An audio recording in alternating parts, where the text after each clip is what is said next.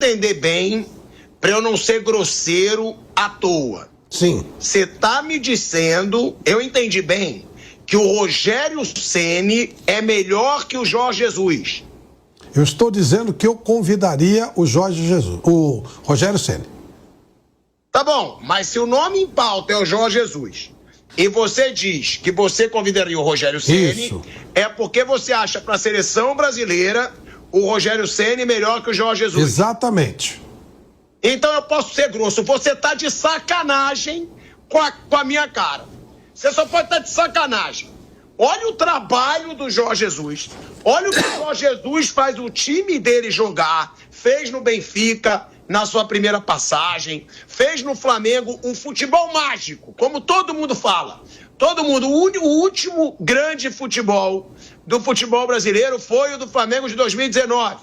Aí você me fala que o Rogério Ceni é um cara melhor para a seleção brasileira que o Jorge Jesus. Isso aí só pode eu ser vou fazer a pergunta que você fez com relação a Dorival e Abel. Quantos anos tem o Jorge Jesus? 71 anos. Qual foi o grande time de futebol de ponta que ele dirigiu com 71 anos? Nenhum. Benfica e Flamengo. Nenhum.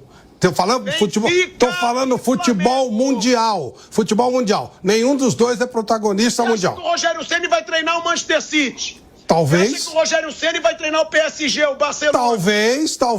O Jorge Jesus seguramente não. E o Rogério talvez. Então eu gosto dos conceitos de jogo do Rogério. Ele está na linha de treinamento, de entendimento do Manchester City, que eu considero um exemplo de futebol que se deva colocar na seleção brasileira. E é um jovem. Se não der nessa Copa, vai para outra. O Jorge Jesus, com 71 anos, nunca treinou um time de expressão mundial. Vai treinar a seleção brasileira. Desde 2014. Vamos nessa então, vai.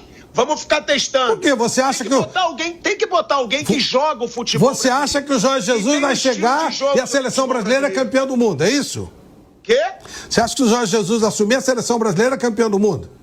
Eu não digo que vai ser campeã do mundo, mas eu digo que vai jogar do jeito que o torcedor gosta de ver a seleção brasileira jogar. Não sei. Tenho minhas dúvidas.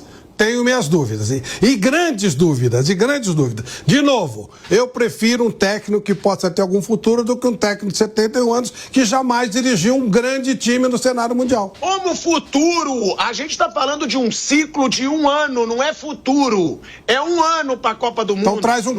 Então traz um cara que tenha um currículo de ganha, de ter treinado grandes times importantes, título de Champions League. Você vai trazer o cara porque ele dirigiu o Benfica e o Flamengo?